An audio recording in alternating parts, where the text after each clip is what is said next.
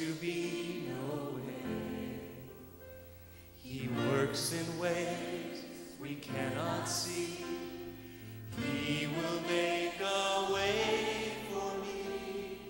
He will be my guide. Hold me closely to his side. With love and strength for each new day, he will make a way. He will make a way. Let's sing it together. Oh, God will make a way where there seems to be no way. He works in ways.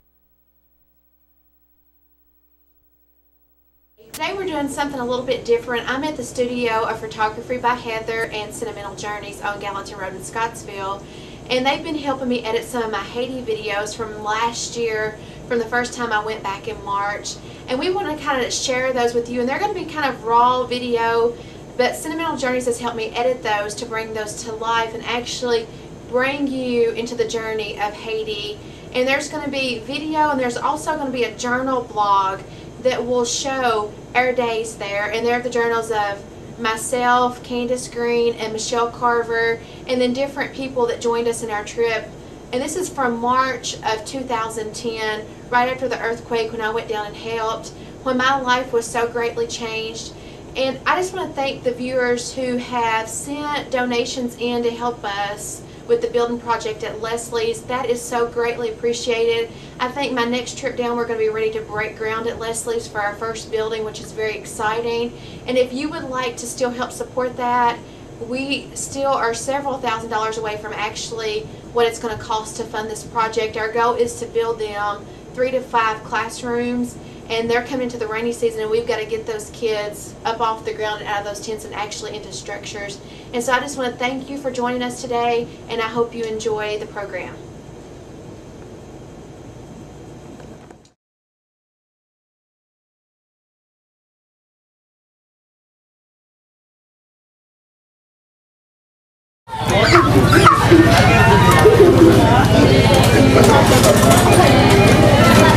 You want to go play?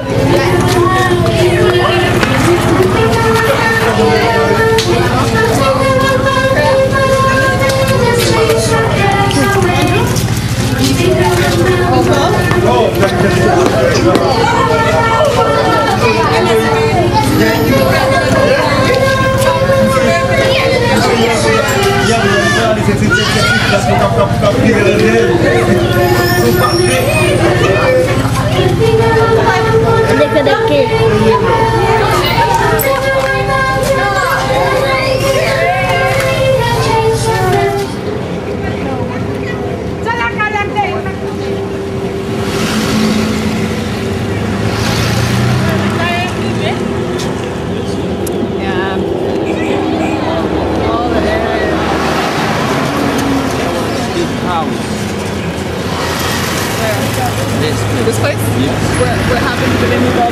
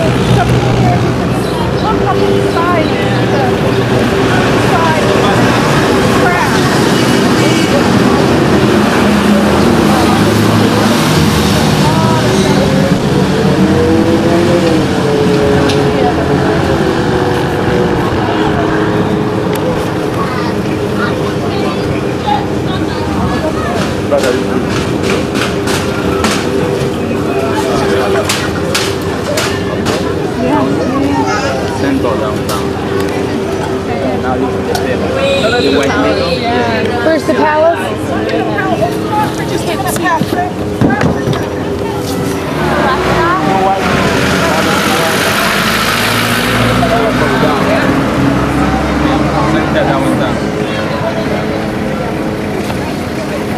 Hello, what's up, man?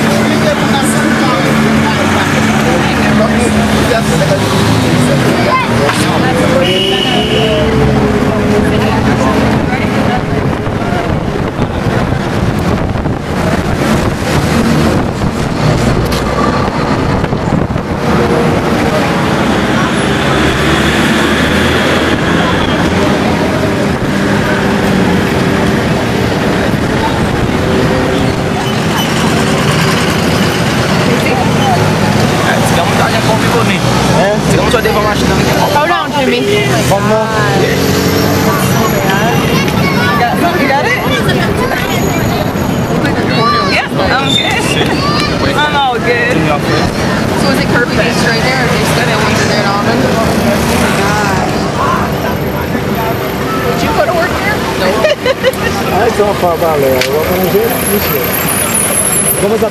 No. Okay, we're looking at the palace in downtown Port-au-Prince.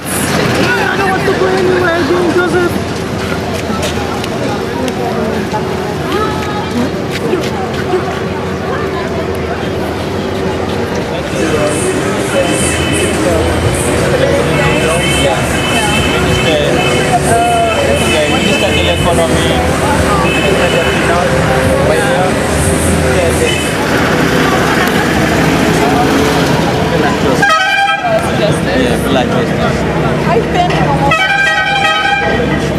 doing paperwork.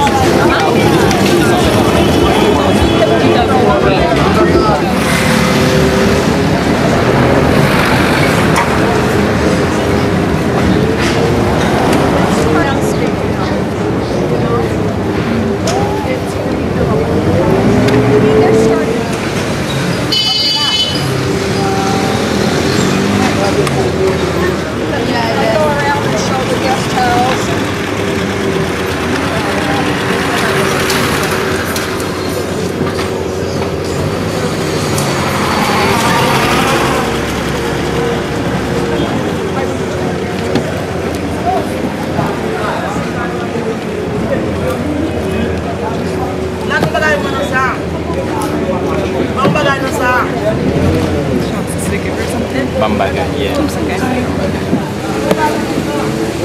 Si mwen gen mwen tap ba ou? Si mwen gen, mwen tap ba ou? Mwen tap ba ou? If I had it, I would give it.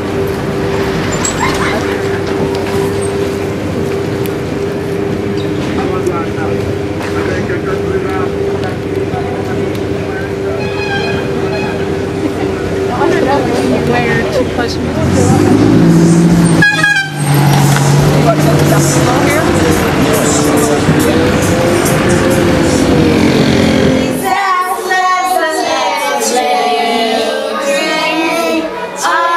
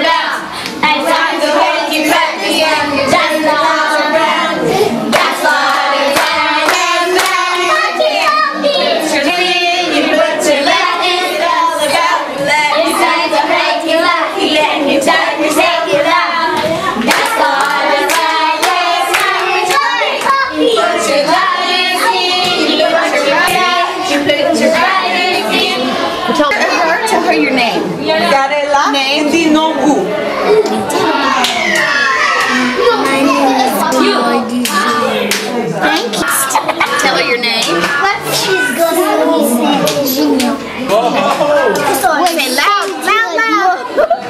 He's your name. He's your name. He's your name.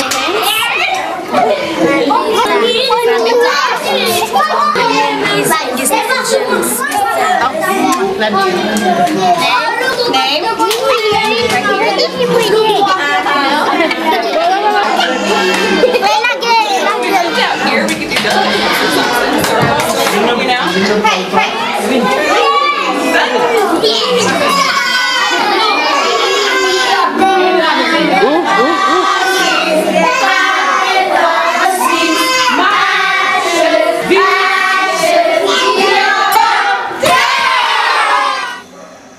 Hi, today is Saturday and it's about 9:30 at night. We've all come up to our beds and I'm just going to tell you a little bit about what happened today. We went to 2 different orphanages and the first one that we went to was just amazing. There were special needs children there and they were so loving, and as soon as we walked in they grabbed you, and one little boy in particular about just pulled everybody's arms off trying to climb up their arms. They were just amazing, and they had little Christian kids songs playing in the background, and some of them knew them and we'd sing to them, and it was just really blessed to see these kids. Some of them were in wheelchairs, some of them had Down syndrome, and there's this one little girl in particular. She was taller than the rest and very light-skinned, and when we first walked in the gate, the door, as we start hugging them, I go to hug her, and she reaches and she hollers and backs off and don't want me to touch her. And I noticed that throughout the day, she really wouldn't let anybody get close to her. We have one gentleman with us. His name is Joel. Joel looks like a middle linebacker. He's a good-sized guy. And we were there for a little while, and next thing I know, I look over, and she is standing right up against Joel, and he's rubbing her arm. And that's like the only person I've seen the entire time we were there that she even let pay attention to her. That just touched me so much. She was so sweet. And then we left from there and went and checked out another hotel, another place that we're going to tomorrow. That's the Sister Teresa's Hospital for the Dying and Destitute.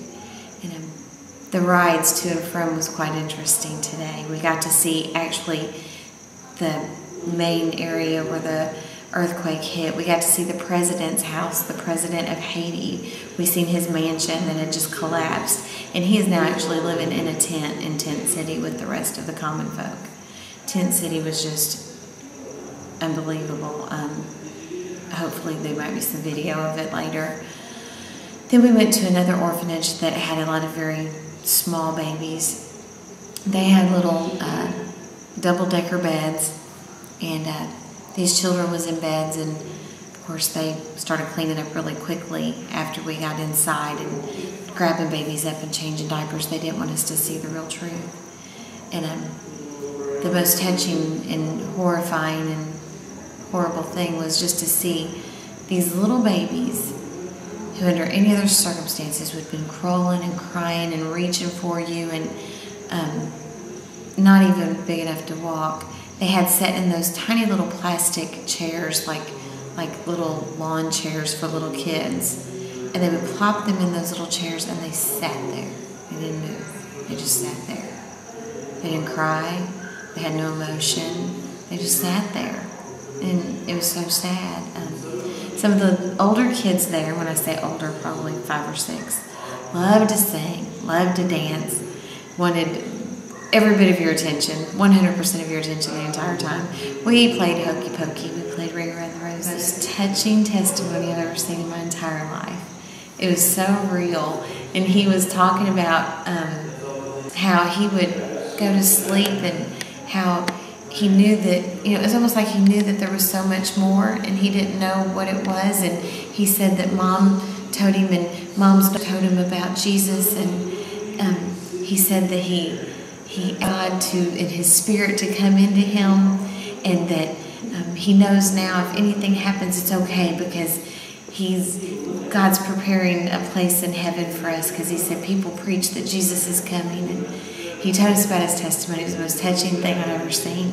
He sang American praise and worship songs with us because he goes to an American church, and we was talking about going to church in the morning and trying to decide what church to go to, and some of the girls didn't bring church clothes, and he said that the Haitian churches that you had to dress a particular way, but not at his church, not at his American church. On the outside, it's what's on the inside. It's Jesus on the inside.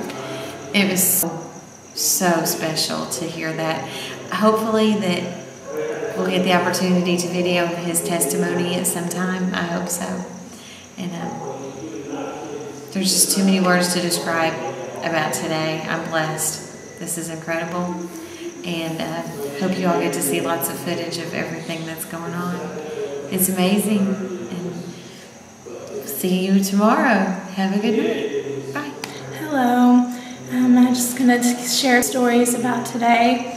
One story that kind of really stood out to me that I really wanted to share, we went to the first orphanage, and I went to this back little room. Everybody kind of cleared out, and I went to this back little room, and there was this little girl who had special needs she was in a wheelchair, and she was just sitting there crying, and just crying and crying and crying, and she kept looking away from me. She wouldn't look at my face, and I just got down there with her to her level, and I took her hand, and she looked at me, and there's just tears in her eyes, and I looked at her, and I saw her through God's eyes, and I just fell in love with her instantly. And I held her hand, and I said Jesse, which is the French Creole, Haitian Creole for Jesus. And when I said that, her eyes just cleared up, and she just gave me the biggest smile ever, and it was just like the most amazing thing ever. And I just could not separate myself from her the whole time. They took her outside, and every time I tried to leave from her, she would just start crying, so I just kept grabbing her hands, and I would just dance with her in her little wheelchair. They had one of her hands tied to the wheelchair so she wouldn't get out because she had these special needs, and I just laid my hands on her and began praying for her, and I went around to all the kids in wheelchairs and all the kids with special needs, and I just laid my hands on them and prayed for them, and it was just an amazing experience to be there. And then when we went to the other orphanage, it was amazing too. There was just kids everywhere, babies everywhere, and a lot of them were wet. And I picked up this one little baby that was crying, and he was soaking wet, and they just started grabbing kids, changing their diapers, and you could tell they probably were just doing it because we were there. And I finally made my way upstairs, and there wasn't really any other girls up there. I think Joel might have been up there, but I found what I guess was like the 1-year-old room, and I just sat down on the floor, and all these little 1-year-olds, kids, like just ran to me, and they were sitting on my lap, and I was tickling them and just playing with them, and it was just, their eyes just lit up whenever I was holding them, and it was just so great. And this older girl came in and started playing with my hair, and they had it twisted into all these braids, and it was just like, oh my goodness, it was so big and frizzy, but it was so great because they were just playing with it, and I was just like, I don't care what my hair looks like, and I just let them play with my hair, and they rubbed it up real good and fuzzy, and they just thought it was the greatest thing, and it was just so amazing, these little kids, and they kept running around saying, photo, photo. They wanted me to take a picture of them so they could look at the digital camera and see their face, and it was just so great. And I wandered over into the 2-year-old room, and they were in these little crib cage kind of things, and they were like bunk ones, like bunk beds kind of, except for like cribs and cages. And they were just so sad in that room, and their eyes were just so sad, and they cried, and I'm just like, oh my goodness, I want to take you home with me. And one little girl grabbed my hand and led me around the corner. And in the corner there was this little closet, and they had like little supplies or something in there. And when she led me around the corner, she pointed at this other little girl that was sitting in the closet, and she had a bowl of food in there. And she started hiding her food because she thought I was going to take it, or she thought the other kids were going to take it. She was hiding her food and trying to, eat it real fast so nobody would take it from her. And it just broke my heart to see that and to know the kind of conditions that these kids live in. And, I work in a daycare with 2-year-olds, and, I see the kind of things that even go on in American daycares, and I know that they're not run right, and there's this problem and that problem at times in other daycares. Now, my daycare is pretty good, but I know that there's these problems in American daycares, and I go to these orphanages, and I'm like, it's just amazing the kind of horror that goes on there, and it just really gets to you, and it makes you just want to take all the kids home with you and stick them in your suitcase or something and take them home with you and put them I'd put them in my daycare, I'd take them to my house, I put them everywhere, anywhere but where they are, because there's just so many problems, and it's just, you look at them and you just can't help but fall in love with these little kids. And no matter what kind of special needs they have or what kind of problems they have, some of them are so shy, some of them won't respond or talk to you, but you just have to love them when you see them. And this has just been the first full day here in Haiti, visiting orphanages, and I know there's going to be some hard times coming up, and it's going to be so hard to leave these kids at the end, because I've already fallen in love with them, and we've only seen them for one day, so I can't imagine even leaving them behind to go back home. So I don't know, I'll just try to make it through with God's strength, because it's the only way I can even make it in this place at all. Okay, if you're wondering why we look so weird, it's because in Haiti you can have electricity 1 minute and the next minute all the lights go out, which is what happened to us tonight. During our share time, we had lights and all of a sudden the lights are gone. So that's why we look like we're sitting under ghost lights. So I'm going to share a little bit about our day. I'm going to try to start at the beginning and go to the end of the day as much as I can remember. We started to prepare the breakfast for everyone. Got to make my first batch of powdered milk, and we had to sanitize all this stuff with bleach, and we did scrambled eggs, and we had toast, and the best mango. They have the best mango here, and we'd been fed just wonderful. We've been here and all loaded up, and we headed out to our first orphanage, and the lady that owns the orphanage is called Gretchen's Orphanage, and it's a special needs orphanage for children. And on the way to the orphanage, it's really kind of interesting as we're going down the road, because we get a mixed response from people. 95% of the Haitian people are very excited that we're in Haiti, and then you have maybe your other